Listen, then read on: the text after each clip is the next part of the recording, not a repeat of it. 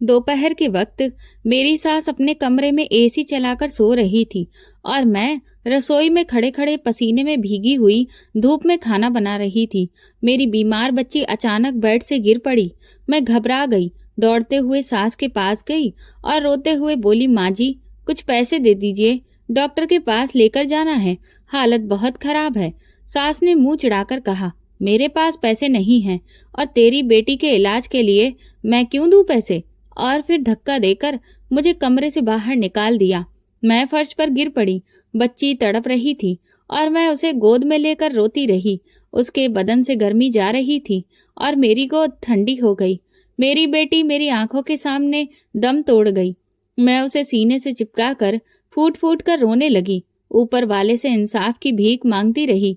तभी सास के कमरे से अचानक धुआं निकलने लगा। चीख पुकार मच गई और मेरी मरी हुई बेटी, मैं नई नवेली दुल्हन बनी बैठी थी, कमरे में घूंघट डाले सहमी हुई। तभी दरवाजा खुला और मेरा पति अंदर आया। मेरे पिता ने मेरी शादी अपने पुराने दोस्त के बेटे से की थी। उसने सफेद कुर्ता पहना रखा था, बाल बिखरे थे और हाथ में सुलगती सिगरेट थी। उसने सामने बैठते हुए धुआं मेरी तरफ फेंका। मैं झेप कर थोड़ी पीछे सरक गई। उसने घूरते हुए कहा, अच्छा तो तुम ही हो नैना। मैंने धीरे से कहा, जी। वो हंसते हुए बोला, अब तुम मेरी बीवी बन चुकी हो, अब जो होगा सब सहना पड़ेगा, समझी। मैं चुप रही, गला जैसे सूख गया था। उसने फिर कहा, तेरे माँ बाप तो बहुत खुश होंगे ना, एक अमीर घर में ब्याह कर भेजा है तुझे। उसके लहजे में जहर था और मेरी आंखों में पानी। अगली सुबह मैं उठी, तैयार होकर आईने के सामने खड़ी थी। चेहरे पर मायूसी थी, आंखें सूजी हुई थीं। तभी सास कमरे में घुसी और बोली, नीचे आ जाओ, सब नाश्ता कर रहे हैं। बहू बनकर आई है, बीवी बनने का सपना बाद में देखना। मैं चुपचाप उसके पीछे चल दी। नीचे पहुंची तो पूरा परिवार नाश्ता कर रहा था, मगर किसी ने मेरी तरफ देखा तक नहीं। सास बोली, रसोई में जा और चाय बनाकर ला, 1 कप और 2 चम्मच चीनी, समझी। मैं सिर झुकाकर रसोई में चली गई और चूल्हा जलाकर चाय बनाने लगी। सबके उठ जाने के बाद मेरा पति आया और बोला, मेरे लिए नहीं बनाओगी चाय। मैंने कहा, अभी बनाती हूँ। उसने कड़वी आवाज में कहा, मेरी माँ के सामने ज्यादा जुबान मत चलाना और मुझे सिगरेट छोड़ने की सलाह देने की कोई जरूरत नहीं है। मैंने सिर हिला दिया। वो चला गया और मैं फिर चाय बनाती रही। दिन यूं ही बीतने लगे। बोली जाती थी तो ताना मिलता था, चुप रहती तो इल्जाम लगता। रात को वो नशे में आता, बिना कुछ बोले सो जाता। मैं बिस्तर के किनारे सहमी हुई लेटी रहती और हर रात ऊपर वाले से बस एक ही प्रार्थना करती, मुझे हिम्मत देना। एक और सुबह वो जल्दी उठकर निकल गया, बिना कुछ कहे, बिना देखे भी नहीं। फिर सास कमरे में आई, हाथ में चाय का कप और आंखों में वही हुक्म, अब उठ जा, ये घर है, कोई होटल नहीं है जहां तू आराम फरमाएगी और नौकर सब काम करेंगे। बहू बन के आई है तो काम भी करना होगा। मैं उठ गई। चेहरे पर रात की थकान साफ थी। नीचे आई तो रसोई के दरवाजे पर खड़ी सास अकड़ती हुई बोली, फ्रिज बंद है, ताला लगा है इसमें। मैंने देखा कि चाबी सास के हाथ में थी। वो बोली, जो चाहिए मुझसे पूछे बिना नहीं ले सकती, समझी। मैंने कहा, जी। वो दराज खोलकर एक छोटा सा थैला निकाल लाई, जिसमें गिने हुए प्याज टमाटर थे। 3 प्याज, 2 टमाटर, आधा पाव दाल। इससे ही बनाना, ज्यादा खर्चा नहीं चाहिए। खाने का स्वाद प्यार से आता है, चीजों से नहीं। उनके हर शब्द दिल में जहर की तरह उतरते जा रहे थे, मगर मैंने कुछ नहीं कहा। मैं सिर्फ एक बहू नहीं थी, मैं एक नौकरानी से भी कम थी इस घर में। जब खाना बना तो बस यही डर था कि कहीं नमक ज्यादा ना हो जाए, कहीं मसाला कम ना पड़ जाए। सास ने खाना चखा और बोली, ठीक है, पर नमक थोड़ा कम है, अगली बार ध्यान रखना। और हाँ, जो दाल बची है उसे कल के लिए रख लेना, हर दिन नई नहीं बनेगी, समझ में आया। रात को सास ने बुलाया, हाथ में पर्स था और एक रजिस्टर। ये घर मेरे पति की पेंशन से चलता है, जो कुछ भी आता है उसे मैं संभालती हूँ। तुझे जो भी खर्चा चाहिए होगा उसके लिए पहले मुझे बताना पड़ेगा। और एक बात कान खोलकर सुन ले, तेरे पति की तनख्वाह का आधा हिस्सा तो वो खुद अपनी सिगरेट में उड़ा देता है, बाकी मैं ले लेती हूँ ताकि घर चल सके। तू सोचना भी मत कि तेरे खर्चे अलग से होंगे। मैंने धीरे से कहा, अगर कभी तबीयत खराब हो जाए या कुछ खरीदना हो तो। वो हंसने लगी। तबीयत? पहले अपने पति को तो संभाल, फिर तबीयत की फिक्र करना। और खरीदारी के सपने तो देखना ही छोड़ दे। यहाँ तेरे बाप का माल नहीं है, समझ में आया? उनका एक एक शब्द मेरे लिए तेजाब के जैसा था, लेकिन मैंने आंखें बंद करके सब सुन लिया। दिल में बस एक दबी हुई प्रार्थना थी कि शायद कभी कुछ बदल जाएगा। अगले दिन जब पति काम पर जाने लगा तो मैंने कहा, अगर आप शाम को आए तो साबुन ले आइए, खत्म हो गया है। उसने बड़ी ही बेरुखी से कहा, मेरे पास पैसे नहीं हैं, अब माँ ही सब रखती है और जो कुछ भी बचता है वो मेरा नशा खा जाता है। मैंने कहा, लेकिन साबुन तो जरूरी है, मुझे कपड़े धोने होते हैं।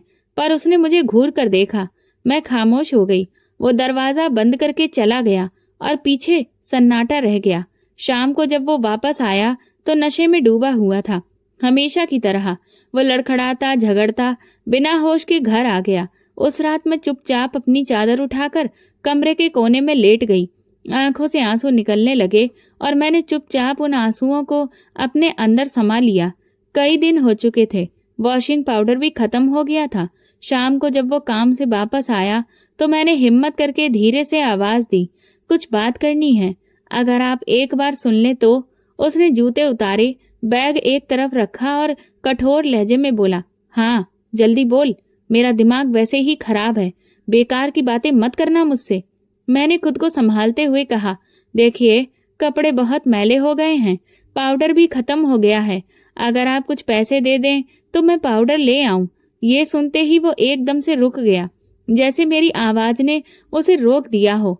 लेकिन अगला लम्हा मेरी आत्मा पर बिजली बनकर गिरा। नैना, हर बार तुम्हें कुछ ना कुछ चाहिए होता है। मैं पत्थर बनी खड़ी रही। मैं तो बस जरूरत के लिए कह रही थी। जरूरत? तुम्हारी जरूरत है तो कभी भी खत्म ही नहीं होती। एक हफ्ता पहले भी तुमने कुछ मांगा था, अब क्या हर बार हिसाब दूं मैं तुम्हें? मैंने तो सिर्फ आपसे गुजारिश की थी। गुजारिश? तुम्हें लगता है कि तुम्हारे बाप ने तुम्हें पाल कर हमारे ऊपर एहसान किया है? सुन लो नैना, जो खर्च करता हूँ अपने पैसों का करता हूँ, तुम्हारी तरह नहीं कि दूसरों की कमाई पर जिंदगी जियो। मेरी आंखों से आंसू गिरने लगे। मैंने अपने होंठ कसकर भींच लिए। और हाँ, आइंदा मुझे इन सब बातों में मत घसीटना। मेरे अंदर एक चीज उभरी, लेकिन मैंने उसे अपनी सांसों में दबा लिया। उसने मुड़कर कमरे का दरवाजा जोर से बंद किया और बाहर निकल गया। मैं दरवाजे को घूरती रही, जैसे जवाब वहीं पर लिखा हो। अगली सुबह मैं खुद को चूल्हे के सामने खड़ा पाया। हाथों में मेहंदी की बजाय जख्म हो गए थे। मैंने माँ जी से कहा कि साबुन खत्म हो गया है, बर्तन धोने में हाथ बहुत जख्मी हो रहे हैं। उन्होंने मुझे ऊपर से नीचे तक देखा, फिर ठहाका मारकर हंसने लगी। ओहो, बड़ी नाजुक राजकुमारी आई हैं। हमारे जमाने में तो राख से बर्तन धोए जाते थे, तुम्हें तो जैसे हर वक्त बस अपने हाथों की और अपनी चमड़ी की फिक्र ही खत्म नहीं हो पा रही है। मैंने चुपचाप कहा, माँ जी सिर दर्द हो रहा है, इसीलिए कहा। उन्होंने तेजी से रजिस्टर बंद किया। हाँ हाँ, सबको अपनी तकलीफ नजर आती है, दूसरों का बोझ नहीं दिखता। और सुन, ये घर तेरे बाप का नहीं है कि जो चाहे ले ले। यहाँ एक एक चीज मेरी इजाजत से ही मिलेगी। और सुन, वो किराया जो तुम्हारे बाप की दुकानों से आता है वो भी मेरे हाथ में है। मेरे कानों में सिर्फ वो एक जुमला गूंजता रहा, तुम्हारे बाप की दुकान, जैसे वो जायदाद नहीं मेरा जुर्म थी। उसी दिन शाम को जब वो आंगन में बैठा था, मैं फिर चुपके से गई, हाथों की लकीरें दिखाते हुए कहा, देखिए मेरे हाथों में जख्म हो गए हैं, माँ जी शायद साबुन दे दें अगर आप कहें तो। फिर वही बात, उसने मुझे घूर कर कहा, मैं कुछ भी नहीं मांग रही, बस करो नैना, तुम हर बार कोई ना कोई बहाना लेकर मेरे पास आ जाती हो। तुम्हारी बातें सुन सुनकर मेरा दिमाग पक गया है। मेरा क्या, हर बार माँ से भी सिफारिश करवाऊंगी। मैंने सिर्फ हाथ दिखाए हैं, दर्द हो रहा है बस। हाँ हाँ, तुम तो दर्द का पिटारा बन गई हो ना, हर वक्त दर्द का दिखावा करना। और मैं क्या हूँ तुम्हारे लिए, एटीएम हूँ? मैं कुछ भी नहीं बोली। वो उठा, जेब से सिगरेट निकाली, सुलगाई और सिगरेट का धुआं छोड़ता हुआ कमरे से निकल गया। मैं वहां खड़ी रही, दीवार की तरफ देखती हुई, जैसे वो कुछ कहेगी, पर दीवार तो दीवार थी, शांत, बिना भाव की, कठोर। मैंने पानी से हाथ धोए, जख्मों पर पानी लगा तो जलन से आंखों से एक और आंसू निकल आया। आईने में खुद को देखा और फिर नजर फेर ली। आज मेरी खामोशी भी मुझ पर चिल्ला रही थी, पर इस चीख को सुनने वाला कोई नहीं था। मेरे कपड़े, मेरी पसंद, मेरी सोच, सब कुछ जैसे किसी और की मुट्ठी में था। यहाँ हर दिन एक जैसा होता था, मगर हर दिन थोड़ा और भारी, थोड़ा और जहरीला। क्या पहन रही हो? ये रंग तुम पर अच्छा नहीं लगता। सास की आवाज सुबह सुबह मेरी जिंदगी में जहर घोल देती थी। ये कोई मेला लगा है जो तुम हर रोज थोड़ा और सज धज कर तैयार होती हो और अच्छे कपड़े पहनने की कोशिश करती हो? ये तुम्हारे पति के पैसों से है, समझी, तुम्हारे बाप के नहीं। मैंने अपना दुपट्टा ठीक करते हुए चुपचाप दूसरे कमरे में आ गई। मेरे कमरे में सिर्फ एक पुरानी सी अलमारी थी जिसमें मेरे 5 जोड़ी कपड़े थे। उन्हीं को बार बार धोकर मुझे पहनना होता था, बिना प्रेस किए ही। मैं अपने कपड़े पहनती थी, तब भी मुझे बहुत सुनना पड़ता था। कपड़े तो ऐसे पहनती है जैसे कि कहीं की महारानी हो। कामकाज का ध्यान रखो, अपने शौक का नहीं, क्योंकि अब ये वक्त तुम्हारी फरमाइशें पूरी करने का नहीं है। पति कभी कभी आकर एक आधी बात बोलना, कभी मुस्कुरा देता जैसे सब कुछ ठीक हो, और कभी अचानक आंखों में खून उतर आता। एक शाम जब वो ऑफिस से आया, मैंने दरवाजा खोला और धीरे से पूछा, आज आप जल्दी आ गए? हाँ, लेकिन सवाल जवाब का कोई मूड नहीं है। उसने 2 टूक जवाब दिया। बस ऐसे ही खुशी हुई आपको देखकर। मैं फिर भी नरमी से बोली। वो अंदर गया, जूते एक तरफ फेंके और बोला, पानी लाओ। मैं पानी ले आई। वो कुछ देर टीवी देखता रहा, फिर एकदम से बोला, आज माँ कह रही थी कि तुमने उनके कहने के बावजूद भी सब्जी में घी ज्यादा डाल दिया। मैंने चौंक कर कहा, मैंने तो तौल कर ही डाला था। समझदारी और जी हजूरी की जरूरत है। मैं खामोश हो गई। सच में आवाज नहीं थी, सिर्फ दुख था। कभी रात को जब सब लोग सो जाते तो मैं कमरे के कोने में बैठकर अपनी माँ को याद करती। माँ का वो दुपट्टा जिसे विदाई के वक्त उन्होंने मेरे सिर पर रखा था, मैं आज भी रोज देखती। वही दुपट्टा मेरे आंसू पोंछता था। कभी कभी पति का व्यवहार नरम भी हो जाता। एक रात वो देर से आया, थका हुआ था। खाना बचा है? उसने धीरे से पूछा। जी। मैं गरम कर दूं? नहीं, ऐसे ही दे दो, बहुत थका हुआ हूँ। मैं खामोशी से थाली लगा दी। उसने 2 निवाले खाए, फिर मेरी तरफ देखा। नैना। जी कहिए। कभी कभी लगता है कि तुम बहुत चुप हो, कुछ बोलती क्यों नहीं? मैंने उसके चेहरे को देखा, जहाँ कुछ पलों के लिए नरमी दिख रही थी, फिर सिर झुकाकर कहा, बोलने की इजाजत कब मिली है जो बोलूं? वो खामोश हो गया। शायद मेरी बात ने उसे कुछ देर के लिए रोक दिया था, लेकिन सिर्फ कुछ लम्हों के लिए। अगली सुबह वही सब, वही किचन, वही गिनती की सब्जियां। सास ने मेरे हाथ से प्याज काटते हुए छुरी ले ली। ज्यादा बर्बादी मत करना, तेरे बाप के घर से नहीं आया है ये सब। मैं फिर कुछ नहीं बोली। मेरी जुबान पर जैसे ताला लग चुका था। एक रोज फ्रिज खोला तो सास ने देख लिया। किसने कहा था तुझे कि फ्रिज खोलो? कुछ लेने की इजाजत ली थी? माँ जी, मैं बस अपनी पानी लेना चाहती थी। किचन में रखा है ना, घड़े में, वही पियो। फ्रिज मेहमानों के लिए होता है, तुम्हारे जैसों के लिए नहीं। कमरे में जाकर मैंने पानी का घूंट लिया, फिर खुद को आईने में देखा। वो नैना जो शादी के दिन खुद को बहुत ही किस्मत वाली समझती थी, आज एक कैदी की तरह नजर आ रही थी। न सपने थे, न अधिकार था। हर दिन किसी और की मर्जी से जीना, और हर रात आंखों के नीचे बढ़ते काले घेरे, मानो मेरी किस्मत बन चुकी है। वो दिन किसी आम दिन के जैसा ही था।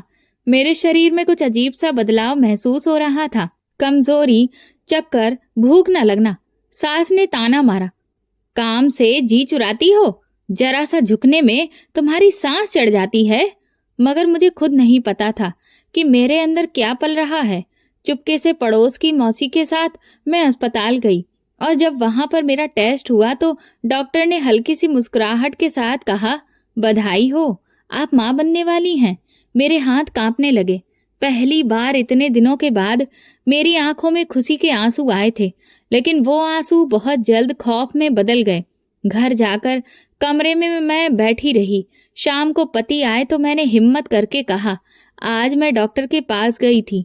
क्यों, सब ठीक तो है? जी। वो मैं उम्मीद से हूँ। वो कुछ लम्हों के लिए चुप रहे, फिर बोले, तुमने माँ को बताया? नहीं, अभी नहीं, सोचा पहले आपको बताऊं। तो अब बता दो, उन्हें भी इस बारे में खबर होनी चाहिए। ये सुनते ही मेरे दिल की धड़कन तेज हो गई। मैंने धीरे से जाकर सास को खबर दी। माँ जी, डॉक्टर ने कहा है कि मैं प्रेग्नेंट हूँ।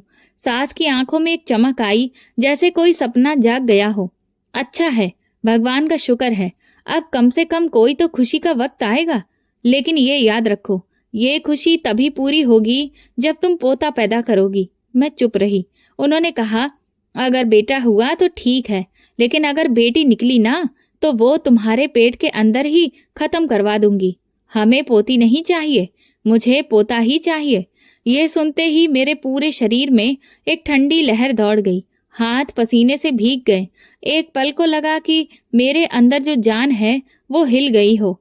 माँ जी, ये तो सब भगवान की मर्जी होती है ना, ये सब तुम मुझे मत सिखाओ। नैना, भगवान भी देखता है कि कौन क्या चाहता है। मैंने मन्नत मांगी है कि मुझे पोता ही चाहिए। अगर बेटी निकली तो समझ लेना कि फिर कुछ भी नहीं होगा। मैं खामोशी से वापस कमरे में आ गई। पति टीवी देख रहा था। मैं उसके पास जाकर बैठ गई। आप कुछ नाराज तो नहीं हैं? नहीं, पर कुछ भी नहीं देखा। नैना, बात सीधी है। अगर माँ खुश है तो ही मैं भी खुश हूँ। मुझे बेटा या बेटी से फर्क नहीं पड़ता, पर माँ को सिर्फ बेटा चाहिए। अगर बेटी हुई तो माँ नाराज हो जाएगी और उनके गुस्से का सामना फिर तुम्हें ही करना पड़ेगा। मुझे तुमसे कोई भी उम्मीद मत रखना कि मैं तुम्हें उनसे बचाऊंगा। मेरी आंखों में नमी आ गई, पर मैंने उसे दिखाई नहीं। रात को जब सब सो गए, मैंने तकिए पर सर रखकर आसमान की तरफ देखा। हे भगवान, जो मेरे अंदर है उसे सुरक्षित रखना, चाहे बेटा हो या बेटी, बस वो जिंदा रहे और सही सलामत रहे। अगले दिन माँ जी ने मुझे बुलाया। वो हाथ में माला घुमा रही थी। सुना है कि तुम्हारे यहाँ डॉक्टर ने 3 महीने बाद अल्ट्रासाउंड करवाने के लिए कहा है। जी जी माँ जी। तो फिर सुन लो, हम तभी पता करवा लेंगे कि बेटा है या बेटी, और अगर बेटी निकली तो फौरन ही फैसला हो जाएगा। ये बात अब पक्की है कि मुझे तो पोता ही चाहिए। अरे, पोते से ही तो खानदान का नाम आगे बढ़ेगा। दुकानों का बारिश तो आखिर वही होगा ना। मैंने नजर झुका ली। समझ गई नैना कि माँ की उनके लहजे में कोई भी हमदर्दी नहीं थी। उन दोनों के मेरे दिल में ख्वाब मोहब्बत पर हावी हो गया। हर धड़कन के साथ सवाल होता, क्या मेरे अंदर बेटी है, और अगर है तो क्या वो जिंदा बच पाएगी। पति रात को आया तो मैंने धीरे से पूछा, कभी सोचा है अगर बेटी हुई तो? उसने कंधे उचकाकर कहा, मैं क्या कहूँ, मेरा तो बस ये है कि जो भी हो सही से हो, लेकिन माँ जो चाहती है वही होगा। मैं नहीं रोक सकता उन्हें। तो आप कुछ भी नहीं करेंगे अगर माँ? मेरी बात अधूरी रह गई। मैं इस बहस में नहीं पड़ना चाहता नैना, मुझे सुकून चाहिए, बहस नहीं। वो सो गया और मैं जागती रही। मैंने पेट पर हाथ रखा, जैसे आने वाली औलाद को थपकी दे रही हूँ। मैं तुम्हारे साथ हूँ बेटा, चाहे दुनिया कुछ भी कहे, मैं हूँ, तुम मेरी हो। 3 महीने पूरे होने को आ गए थे और हर दिन मेरे लिए एक सवाल था, मेरे अंदर कौन पल रहा है, खुशी या सजा, माँ बनने का सपना या बेटी होने का जुर्म। आज वो दिन आ गया था जिसका इंतजार मुझे खौफ किसके साथ था। अल्ट्रासाउंड के दिन सास ने मुझे खुद अस्पताल ले जाने का फैसला किया। अस्पताल पहुंचे तो डॉक्टर से पहली मुलाकात हुई। एक ठीक ठाक उम्र की गंभीर चेहरे वाली औरत, जो अपने पराये से ज्यादा शायद कुछ और भी जानती थी। सास ने दरवाजे के अंदर कदम रखते ही कहा, डॉक्टर साहिबा, हमें साफ साफ बता दीजिए कि बेटा है या बेटी, और अगर बेटी हो तो प्लीज कुछ छुपाइएगा मत। डॉक्टर हैरत से उनकी तरफ देखने लगी। ये सब जानने की कानून इजाजत नहीं देता है कि हम किसी को भी लड़का या लड़की है ये बताएं। अभी वक्त नहीं आया है। सास झुंझलाकर बोली, वक्त की बात छोड़ दीजिए, हमें सिर्फ ये सुनना है कि बेटा है, और अगर बेटी है तो फिर हम अपना रास्ता खुद ही चुन लेंगे। मेरा दिल जैसे बुरी तरह से घबरा गया। जब डॉक्टर मुझे अल्ट्रासाउंड के लिए अंदर ले गई तो मैं एक पल में कुर्सी से उठी और डॉक्टर के कदमों में जा गिरी। मेरी आंखों से लगातार आंसू बह रहे थे। डॉक्टर मैडम, आपको भगवान की कसम है, अगर बेटी है तो फिर प्लीज मेरी सास को कुछ भी मत बताइएगा, वो उसे खत्म करवा देंगी। मुझे कुछ भी करके अपनी बेटी को हर हाल में बचाना है। डॉक्टर का चेहरा सख्त हो गया। वो झुकी, मुझे सहारा देकर उठाया और कहा, नैना, मैं तुम्हें माँ की नज़र से देख रही हूँ और तुम फिक्र ना करो, जो भी है मैं तुम्हारे साथ हूँ। मैं हिचकियों के बीच सिर हिलाया। सास ने सामने बैठकर सवालिया नजरों से देखा। क्या हुआ, सब ठीक है ना? डॉक्टर ने खामोशी से एक सांस ली, फिर मुस्कुराकर कहा, बधाई हो, बेटा है, सब कुछ बिल्कुल ठीक है। सास के चेहरे पर खुशी की लहर दौड़ गई। वो उनकी आवाज में बोली, देखा, मैं ना कहती थी कि मेरा पोता ही आएगा। चलो, खुशी की बात है, कम से कम इज्जत बच गई। डॉक्टर ने मेरी तरफ देखा और मैंने नजरें झुका ली। मेरी आंखों में सुकून था, पर दिल अभी भी कांप रहा था। घर वापसी पर सास बार बार मुझे तरह तरह की हिदायतें दे रही थी। अब से ज्यादा ध्यान रखना, मेरा पोता है, इसे कुछ भी नहीं होना चाहिए। दूध वक्त पर पीना और दवा तो बिल्कुल भी नहीं भूलना। मैं हर बात पर जी कहती गई। जब ये खबर मेरे पति को मिली तो उसने भी ठंडे लहजे में कहा, चलो, कम से कम माँ खुश हो गई, यही काफी है। मैं रात को देर तक जागती रही। डॉक्टर का चेहरा बार बार आंखों के सामने आता रहा। वो औरत जिसने मेरे झूठ को जिंदगी का सहारा बनाया, सच छुपाया मगर एक जान बचा ली। अगले दिन सास ने सुबह से ही मुझे तरह तरह की एडवाइसेस देना शुरू कर दी। दूध गर्म पीना, दवा ले ली है, बेटे को कुछ भी नहीं होना चाहिए, ये पोता है मेरे खानदान का वारिस। मैं खामोश रही, अंदर से टूट रही थी, पर चेहरे पर वही सब्र का नकाब ओढ़े थी।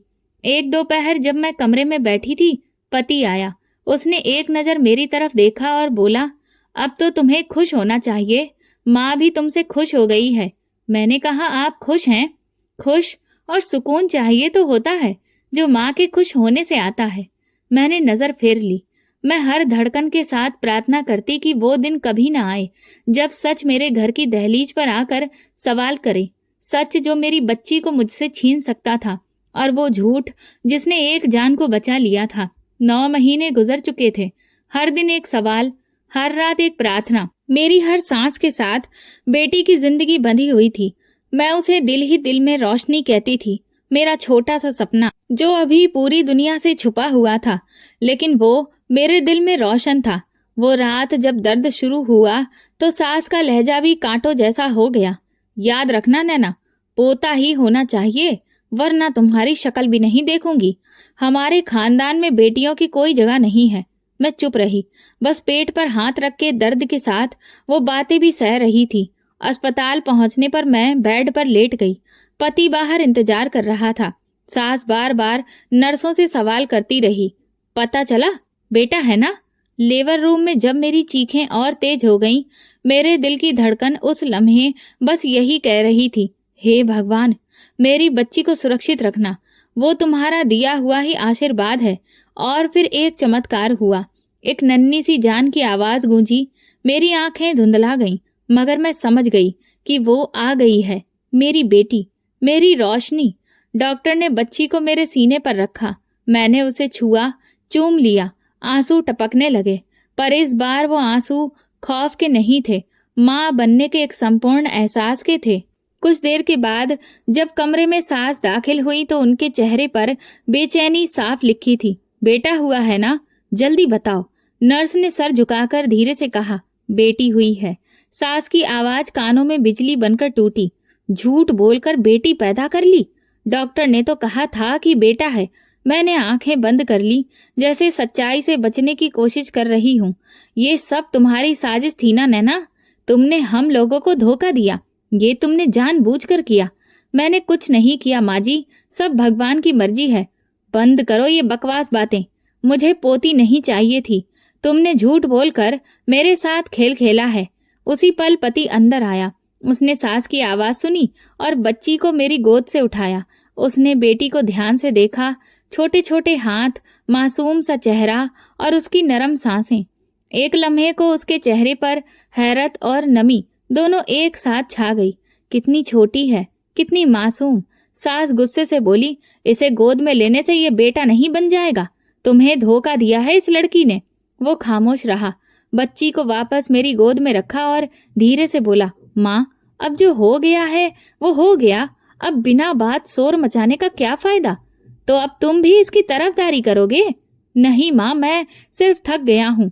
बहस से, चीखने चिल्लाने से। सास गुस्से से पीछे हट गई। बस देखते जाओ नैना, ये बेटी तुम्हें कितनी महंगी पड़ेगी। तुमने मेरे सपने को छीना है। मैंने अपनी बेटी को अपने पास किया, उसके माथे पर हाथ फेरा। मेरी रोशनी, तुम सपना नहीं हकीकत हो, तुम मेरी जिंदगी हो। उसी दिन अस्पताल के बिस्तर पर मैंने सीख लिया कि जन्म देना सिर्फ शरीर की परीक्षा नहीं होती, ये दिल का भी इम्तिहान होता है। वापसी पर जब हम घर पहुंचे तो सास ने दरवाजे पर कोई स्वागत नहीं किया। ये बच्ची यहाँ रहेगी, लेकिन मेरी नजर से दूर। मैंने जो सुना है वही माना था। झूठ बर्दाश्त नहीं होता मुझे। सास ने गुस्से में कहा। पति ने बच्ची को गोद में लिया और बस इतना कहा, मैं कमरे में हूँ। मैं चुपचाप उसके पीछे जल्दी कमरे में दाखिल होकर बेटी को बिस्तर पर रखा और खुद कुर्सी पर बैठ गई। पति ने एक नजर मेरी तरफ देखा। तुमने डॉक्टर से झूठ बुलवाया? मैंने धीरे से कहा। हाँ। क्यों?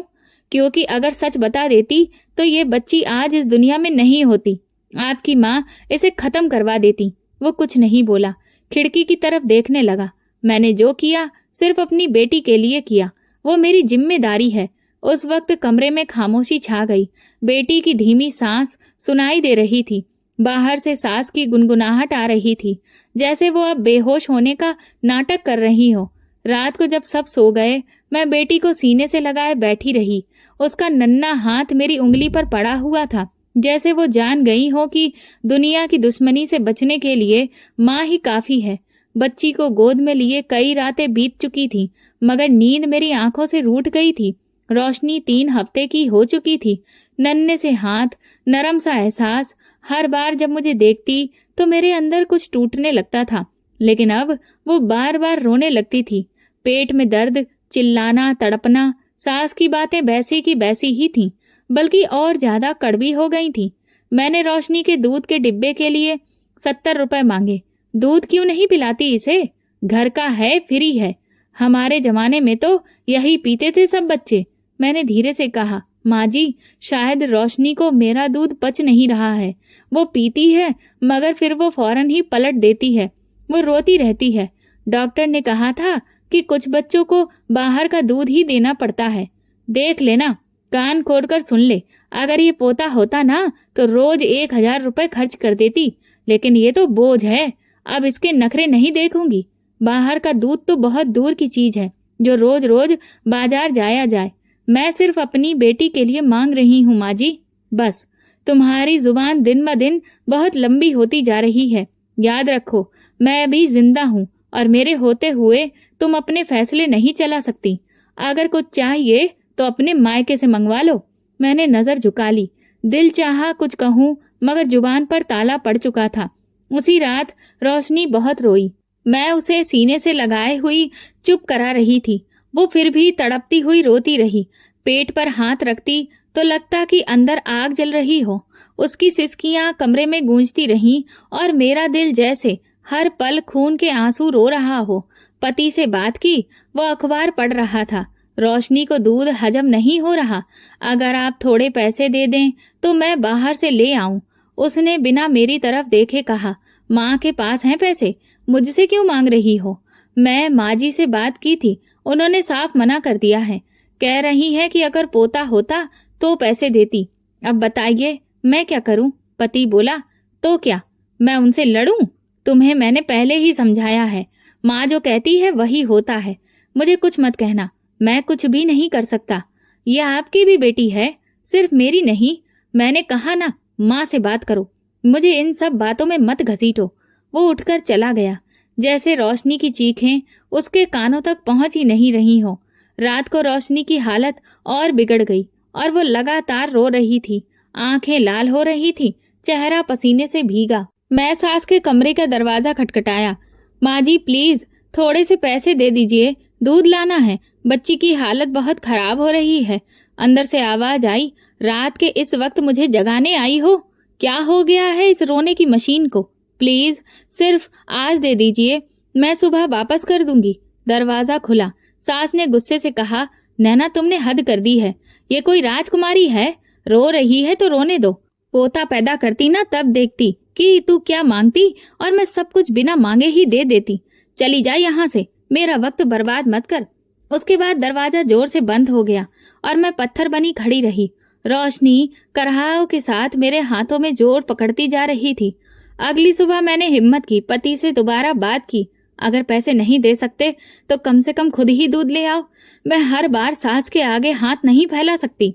रोशनी की तबीयत रोज बिगड़ रही है। उसने कड़वी नजरों से कहा, तुम मुझे मजबूर कर रही हो कि मैं माँ से छुपाकर कुछ करूं। अगर छुपाकर करना पड़े तो कीजिए, बच्ची की जान का सवाल है। उसने सर झटका। तुम अपनी बातें खुद संभालो, मुझे इसमें नहीं पड़ना। मेरे लिए जैसे हर दरवाजा बंद होता जा रहा था। उसी रात नैना को हल्का बुखार भी हो गया। उसकी आंखें भारी, शरीर ठंडा होने लगा। वो बार बार करवटें बदलती, हाथ पांव मारते मारते थक जाती। मैं एक बार फिर सास के सामने हाथ जोड़कर खड़ी थी। आपको भगवान का वास्ता सिर्फ 200 रुपए दे दीजिए, बच्ची बहुत बीमार है, मैं खुद दूध ले आऊंगी। तुम्हें शर्म नहीं आती? एक बेटी के लिए यूं रो रही हो जैसे कोई खजाना लुटा दिया हो।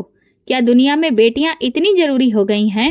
माँ की वो बहुत तकलीफ में है और मैं थकी हुई हूँ। रोज रोज यही ड्रामा सुनने के लिए मैं नहीं बैठ सकती अब सामने।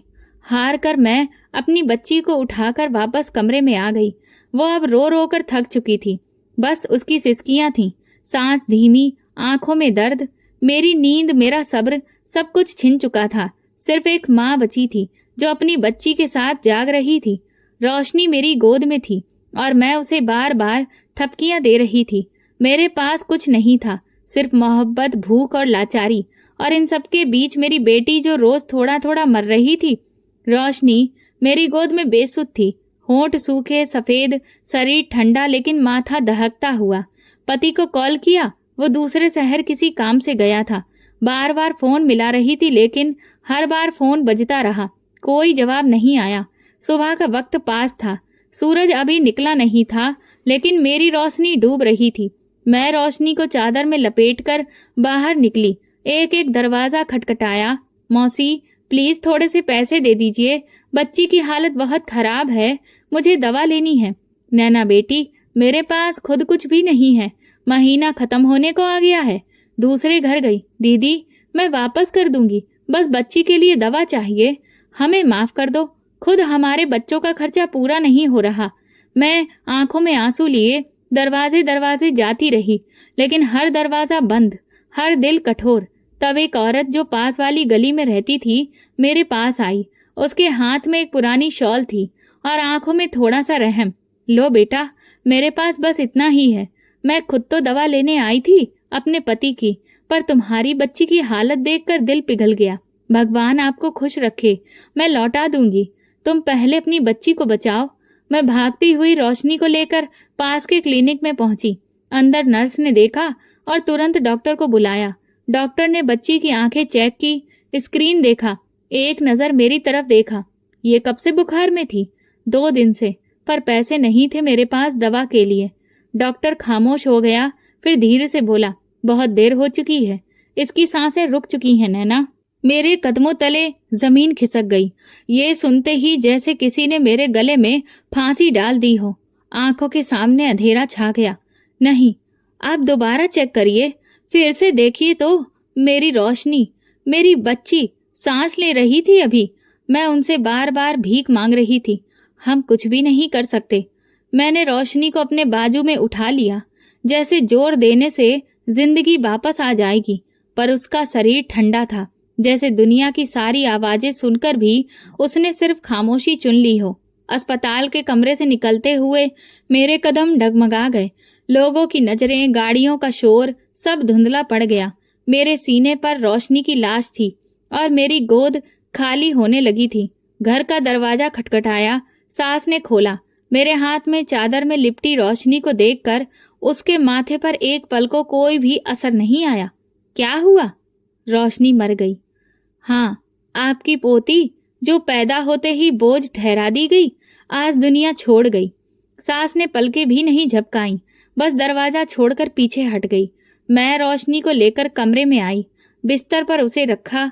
उसका चेहरा सुकून में था, जैसे वो अपने दर्द से आजाद हो गई हो।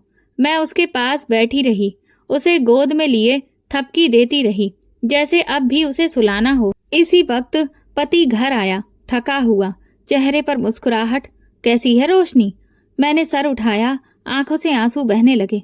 रोशनी चली गई। ये सुनते ही वो ठिठक गया, फिर आगे बढ़ा, बच्ची को उठाया और चीख मारकर रोने लगा। नहीं, मेरी बेटी नहीं जा सकती। नैना, तुमने मुझे क्यों नहीं बताया? मैंने आपको कई बार फोन किया था, लेकिन तुमने फोन नहीं उठाया। मैं दरवाजे दरवाजे गई, किसी ने मदद नहीं की। मैं अकेली थी, बस मेरे साथ रोशनी थी। वो रोती रही, मैं रोती रही, और बीच में वो बच्ची जो इस दुनिया के जालिम मौसम में कुछ हफ्ते भी ना जी सकी। सारे मेरे अंदर सब कुछ टूट चुका था, लेकिन जुबान पर खामोशी थी। दिल में जैसे कोई तूफान उबल रहा था। सास दरवाजे पर खड़ी थी, उसका चेहरा सपाट, जैसे कुछ हुआ ही नहीं हो। मैं उठी, चादर को जरा सा और ठीक किया, रोशनी के माथे को चूमा और दरवाजे की तरफ कदम बढ़ाए। आंगन में जाकर आसमान की तरफ देखा। पहली बार इतने दिनों के बाद मैंने अपनी गर्दन सीधी की, आंखों को आसमान से मिलाया। भगवान! मेरी आवाज हल्की थी, मगर आंसुओं से भीगी हुई थी। ये बच्ची तुम्हारी ही दी हुई थी ना? तुमने ही तो कहा था कि बेटियां आशीर्वाद होती हैं। मैंने तुम्हारे आशीर्वाद को बचाया, उसे सीने से लगाया, पर तुमने उसे मुझसे छीन लिया। मेरे आंसू रुक नहीं रहे थे। मैं तरबतर कहाँ पर फिरती रही थी, लेकिन शब्द रुकने का नाम नहीं ले रहे थे। अगर तुम मुझे मेरी बच्ची वापस नहीं दे सकते, तो कम से कम इंसाफ तो कर दो। वो जो दिन रात मेरे बच्ची को मनहूस कहती रही, वो जो मुझे बोझ समझती रही, जिसने रोशनी को दूध के पैसे तक नहीं दिए, उसका हिसाब अब तुम करोगे। मेरी बच्ची तड़प तड़प कर मर गई। मैं दरवाजे दरवाजे घूमती रही और वो दरवाजा बंद करके सो गई। हे भगवान, अगर तुम देख रहे हो तो जवाब दो, या फिर खामोश रहकर मुझे भी मार डालो। मेरे शब्द खत्म हुए, पर दिल में आग और बढ़ गई। मन में खामोशी छा गई। सिर्फ पीछे मेरी सिसकियां ही बाकी रह गईं कि तभी इतने में अंदर से सास की चीखने की आवाज आई। अरे मेरे हाथ, मेरी पाँव! हे भगवान, ये क्या हो रहा है? मैं अचानक से चौंक गई और दौड़ी। पति भी उठकर आए। हम दोनों अंदर गए। सास फर्श पर गिरी हुई थी, उनके हाथ अकड़े हुए, मुंह टेढ़ा और आंखें खुली थीं, लेकिन जुबान से कुछ भी अब साफ नहीं निकल रहा था। माँ, आपको क्या हो गया? पति उसके पास गया, मगर वो जवाब नहीं दे पा रही थी। जल्दी एम्बुलेंस बुलाओ, वो मुझसे चिल्लाकर बोला, लेकिन मैं चुपचाप खड़ी रही। मेरी आंखें अभी भी नम थीं, लेकिन दिल में अजीब सा सुकून उतरने लगा था, जैसे भगवान ने मेरी पुकार सुन ली हो, जैसे इंसाफ का पहला कदम उठ गया हो। अस्पताल ले जाने पर डॉक्टर ने चेकअप किया, फिर एक लंबी खामोशी के बाद पति की तरफ देखकर कहा, आपकी माँ को पैरालाइसिस का गंभीर अटैक पड़ा है। वो पूरी तरह से अब लाचार हो चुकी है। शरीर का आधा हिस्सा हरकत नहीं करेगा और जुबान भी बेकार हो गई है। अब जिंदगी भर के लिए बिस्तर पर ही रहेंगी। ये सुनते ही पति के चेहरे पर हवाइयां उड़ने लगीं। उसने मेरी तरफ देखा, जैसे कुछ कहना चाहता हो, मगर कुछ भी कह नहीं पाया। मेरी नजरें अभी भी सास के चेहरे पर थीं, जो अस्पताल के बेड पर बेबस पड़ी थी। वो जो हर दिन अपनी जुबान से मेरे लिए जहर उगला करती थी, आज वही जुबान जम गई थी। रात को जब सास को घर लाया गया, पूरा मोहल्ला जमा था। मैं दरवाजे पर खड़ी थी। रोशनी की गोद खाली थी, लेकिन नजरों में एक खामोश ताकत थी। मोहल्ले की एक औरत ने धीरे से कहा, भगवान का इंसाफ है, देखो तो। बच्ची की चीख सुन ली गई। मैंने कुछ नहीं कहा, बस आसमान की तरफ नजर उठाकर देखा। वो खामोश था, लेकिन आज वो खामोशी भी मेरे लिए जवाब थी। कमरे में जाकर मैंने रोशनी का खाली झूला देखा। उसमें उसकी फ्रॉक रखी हुई थी, जो अभी भी उसकी खुशबू से भरी हुई थी। मैंने वो फ्रॉक सीने से लगा ली। पति अंदर आया, मेरे पास बैठा। मुझे अंदाजा नहीं था कि हालात यहाँ तक पहुँच जाएंगे। मैंने कभी सोचा भी नहीं था कि रोशनी को हम इतनी जल्दी खो देंगे। मैंने कहा, तुमने सोचा नहीं, बस अपनी आंखें बंद रखी। जिस दिन तुमने रोशनी की आवाज नहीं सुनी, उसी दिन वो हमें छोड़ने लगी थी। मुझे अफसोस है, अफसोस अब रोशनी के किसी काम का नहीं है। और तुम्हारी माँ, वो अब वही भुगत रही है जो उसने मेरे बच्चे के साथ किया। वो चुप हो गया, कुछ लम्हों के बाद उठा और बाहर चला गया। मैं झूला देख रही थी। ऐसा लग रहा था कि जैसे रोशनी अभी भी उसमें ही हो। उसकी सांसें, उसकी नन्ही आवाज सब मेरी याद में थी। मैंने हाथ जोड़कर भगवान को याद किया। धन्यवाद भगवान, तुमने मेरी प्रार्थना सुन ली। तुम खामोश ही सही, लेकिन अंधे नहीं हो। कमरे की खामोशी में वो झूला हिलता रहा। मेरी गोद खाली थी, लेकिन मेरा आंचल अब कमजोर नहीं था। रोशनी गई, पर वो आसमान से मेरे हक में गवाही दे गई। रोशनी की जुदाई को 6 महीने हो चुके थे, लेकिन उसकी खुशबू, उसकी आंखें, उसकी नरम सी उंगलियां अभी भी मेरी गोद में महसूस होती थीं। उसकी याद मेरे अंदर कहीं इतनी गहरी हो चुकी थी कि हर दिन, हर पल वो मेरे साथ जीती थी। सांस बिस्तर पर पड़ी थी, जुबान गूंगी थी, हाथ बेजान। वो जो एक वक्त में हर शब्द में जहर टपकाया करती थी, अब इशारों में भी बेबस हो चुकी थी। आंखों में सिर्फ एक ही भाव था, पछतावा। कभी मैंने उनकी आंखों में नफरत देखी थी, आज उन्हीं आंखों से पछतावा बरस रहा था। लेकिन अब वो वक्त गुजर चुका था जब मैं उसके शब्दों से डरती थी। अब वो खामोशी और मैं खामोशी से जीत रही थी। पति भी बदलने लगा था। रोशनी के जाने के बाद कुछ उसकी आंखों में भी वही खालीपन भर गया था जो मेरी आत्मा में बरसों से बसा था। अब वो सिगरेट हाथ में नहीं लेता था। हर शाम घर आता, मेरे पास बैठता और बात करने की कोशिश करता।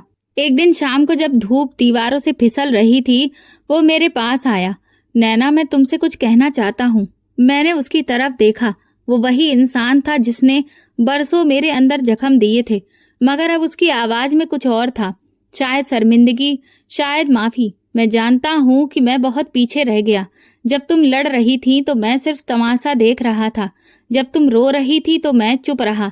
लेकिन अब जब मैं अपनी माँ को यूं बेबस देखता हूँ तो वो सब लम्हे आंखों के सामने आते हैं जब तुम उन्हीं आंखों से मदद मांगा करती थी। मैंने धीरे से कहा, कुछ जख्म माफी से नहीं भरते, लेकिन क्या कुछ रिश्ते माफी के बिना जी सकते हैं? मैं खामोश रही। फिर पलटकर कहा, रोशनी चली गई, पर उसकी याद नहीं। तुमने मेरी गोद से बेटी छीनी। अब अगर तुम वाकई में कुछ बदलना चाहते हो तो याद रखो, मेरी पहली गोद अब कभी खाली नहीं हो सकती। वो मेरी बात सुनता रहा। कुछ लम्हों के बाद सर झुकाकर बोला, अगर तुम एक और मौका दो तो मैं तुम्हें एक नई जिंदगी देना चाहता हूँ। वक्त गुजरता गया। मैंने बोलना कम कर दिया, लेकिन देखना शुरू किया। वो वाकई बदलने लगा था। अब वो सास के सामने भी मेरा साथ देता। जब वो बिस्तर पर हाथ उठाने की कोशिश करती, वो उनका हाथ थाम लेता, सफाई करता, दवा देता और कभी मेरे हाथ से चाय का कप लेकर कहता, तुम आराम करो, आज मैं सब कुछ संभाल लूंगा। एक दिन डॉक्टर ने बताया कि मैं दोबारा माँ बनने वाली हूँ। एक लम्हे को दिल कांप उठा, जैसे रोशनी की चीख दोबारा गूंजने लगी हो। लेकिन फिर हाथ पे पेट रखा और आंखें बंद करके प्रार्थना की, हे भगवान, अब जो भी देना उसे हमेशा सुरक्षित रखना। मैं किसी को खोने की हिम्मत नहीं रखती। वक्त के साथ साथ मेरे दिल में अब तलखी कम होने लगी। सच ये है कि रोशनी के बाद मैं खाली हो चुकी थी और अब इस खाली जगह में थोड़ा थोड़ा करके जिंदगी वापस आ रही थी। 9 महीने बाद मैंने एक बेटे को जन्म दिया। डॉक्टर ने जब मेरे हाथ में उसे पकड़ा, मैंने उसे सीने से लगाया और कहा, बेटा, तुम मेरी दूसरी खुशकिस्मत औलाद हो, पर याद रखना, मेरी पहली औलाद हमेशा तुम्हारी बहन रोशनी रहेगी। घर जाकर पति ने बेटे को गोद में लिया। उसकी आंखें भर आई थीं। ये हमारी नई शुरुआत है। नैना, मैंने सर हिलाया। सच तो ये था कि ये शुरुआत थी, पर एक लंबे सफर के बाद। वो सफर जिसने मुझे तोड़ा, बिखेर दिया और फिर समेटा। सास अभी भी बिस्तर पर थी। वो मेरी गोद में बेटे को देखती थी और उसकी आंखों से आंसू बहने लगते थे। वो कुछ भी कह नहीं सकती थी, पर हर दिन, हर लम्हा उसकी नजर माफी मांगती थी। एक दिन मैं उसके कमरे में बेटे को लिए बैठी थी। वो हमें देख रही थी। मैंने बेटे का छोटा सा हाथ उनकी हथेली पर रखा। वो थोड़ा सा हिली, आंखों से 2 आंसू के कतरे निकले। मैंने धीरे से कहा, देखो बाजी, बेटा आ गया है, लेकिन जिसको आपने जीने नहीं दिया वो बेटी, वो मेरी दुनिया थी। उस दिन मैंने महसूस किया उसकी खामोशी चीख रही है। शायद वो कहना चाहती थी मुझे माफ कर दो, और शायद मैं सुन भी रही थी। कमरे से बाहर आकर मैं आसमान की तरफ देखने लगी। वही आसमान जिसकी गवाही पर मेरे भगवान ने मुझे जीत दी थी। मेरे बेटे की मुस्कुराहट, मेरे पति का बदलता हुआ व्यवहार, मेरी गोद की रौनक, सब कुछ वापस आ रहा था। मगर मेरी पहली जीत वो रोशनी थी और मेरा खामोश लम्हा रोशनी के बाद सब कुछ बदल गया। मगर उस बदलाव की कीमत वो थी जो किसी माँ को कभी अदा नहीं करनी चाहिए। मेरी गोद तो दोबारा भर गई, लेकिन दिल की वो जगह जहाँ रोशनी हंसती थी वह आज भी खामोश है। एक रात मैं सास के कमरे में गई। जब सब सो गए थे, मैं सास के पास जाकर उनकी चादर को ठीक किया। उनकी आंखों में नमी तैर रही थी। मैंने कहा, मैं जानती हूँ कि आप कुछ कहना चाहती हैं, लेकिन जो कहना था वो उसी वक्त कहना था जब रोशनी जिंदा थी। उनकी पलकें थरथरा गईं। अब आप सिर्फ आंखों से बात करती हैं, जैसे मेरी बच्ची सिर्फ सिसकियों से कर रही थी। वो तकिए पर नजरें जमा कर रह गई, जैसे अब इस बात को अपना रही हो कि अब जुबान नहीं सिर्फ आंखें बोलती हैं। सुबह मैंने उन्हें दवा दी। वो खामोश थी, उनके हाथ बिल्कुल ठंडे, जैसे वक्त का बहाव रुक गया हो। पति आया, उसने सास के पैर दबाए। काश माँ आपने नैना की बात उस दिन सुन ली होती, शायद रोशनी आज हमारे बीच होती। सास की आंखों से आंसू निकल आए। मैंने आंखें फेर ली, क्योंकि कुछ दुख वो होते हैं जिन्हें देखना दोबारा जीना होता है। एक दोपहर वो मेरे सामने बैठी थी। मैंने खाना खिलाने के बाद उनका चेहरा साफ किया। उनकी सांसें भारी हो चुकी थीं। मैंने धीरे से कहा, आप भी मरने की प्रार्थना करती हैं? उनकी पलकें एक बार तेजी से झपकी, जैसे हाँ कहना चाहती हो। पर मौत भी अब शायद आपसे रूठ चुकी है, क्योंकि वो तो आप पर उपकार हो जाएगा, और आपने जो किया है वो तो जुल्म था। अब हर दिन हर लम्हा वो सजा है जो आपको खुद चुननी पड़ी। मैंने उनके हाथ पर थाम कर कहा, रोशनी ने आपको माफ कर दिया होता। वो तो बहुत छोटी थी, बस रोती थी, चुप हो जाती थी। पर मैं क्या कहूँ? मैं हमेशा याद रखूंगी कि बेटियां आशीर्वाद हैं, कोई मुश्किल नहीं।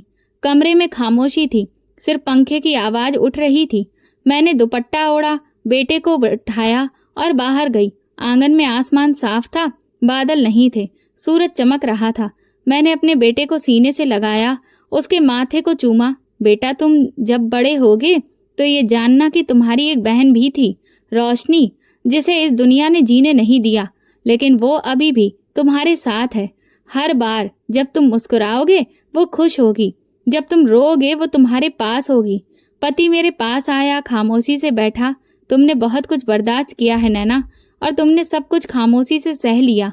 मैं कमजोर थी पर टूटी नहीं, क्योंकि मेरे साथ भगवान था। क्या कभी मुझे माफ कर सकोगी? मैं थोड़ी देर सोचकर फिर कहा, तुमने रोशनी को नहीं बचाया, लेकिन तुमने मेरे दुख को समझा, सीखा। मैं तुम्हें माफ नहीं करती, मैं तुम्हें बदलते हुए देखती हूँ, और वही काफी है। हम दोनों कुछ देर खामोश बैठे रहे। सास की हालत अब और भी ज्यादा बदतर होती जा रही थी। हर दिन हर रात वो मौत के लिए प्रार्थना करती, पर उनकी कोई भी प्रार्थना सुनी नहीं जा रही थी। दवा काम कर रही थी, लेकिन जान नहीं छूटती। मोहल्ले वाले कहते ये भगवान की लाठी का असर है, ये एक बेटी को मारने की सजा है। मैं कुछ नहीं कहती, सिर्फ सुनती हूँ। मुझे बेटी होने पर सजा मिली, मगर भगवान ने खुद फैसला किया। बेटी को मारा तो भगवान ने, जालिम को जिंदा लाश बना दिया। वो औरत जो बोलती थी अब चुप है, जो आदेश देती थी अब दूसरों की तरफ देखती है, बस एक पलक झपकाती है। उसकी दुनिया एक बिस्तर है और इंतजार, एक ऐसी मौत का जो आती ही नहीं। मेरी गोद में बेटा है, पर मेरी आत्मा में रोशनी है। वो बेटी जिसे मैं झूठ बोलकर पालने की कोशिश की और दुनिया ने फिर भी छीन लिया, पर उसकी याद मेरी जीत है। और ये कहानी खत्म नहीं हुई। ये हर उस औरत के लिए एक निशान है जो किसी बेटी की माँ है। याद रखना, बेटियां आशीर्वाद होती हैं, बोझ नहीं। और जो इस आशीर्वाद को दिल से नहीं अपनाते वो जीतते नहीं हैं, वो सिर्फ मरते हैं। रोज हर पल, जैसे मेरी सास जो जिंदा है पर सिर्फ सांसों में, असलियत में नहीं। ये वीडियो केवल मनोरंजन के उद्देश्य से बनाया गया है। सभी पात्र काल्पनिक हैं। वास्तविक व्यक्तियों, जीवित, मृत या वास्तविक घटनाओं से कोई समानता विशुद्ध रूप से संयोग है। किसी भी व्यक्ति, धर्म या जाति को ठेस पहुंचाने की मंशा नहीं है। अगर आपको हमारी कहानी पसंद आई हो तो कमेंट करिए, वीडियो को लाइक, शेयर करें और हाइप दें। चैनल पर नए हैं तो सब्सक्राइब करें और नोटिफिकेशन बेल दबाएं ताकि अगली अपडेट सबसे पहले आपको मिले। धन्यवाद।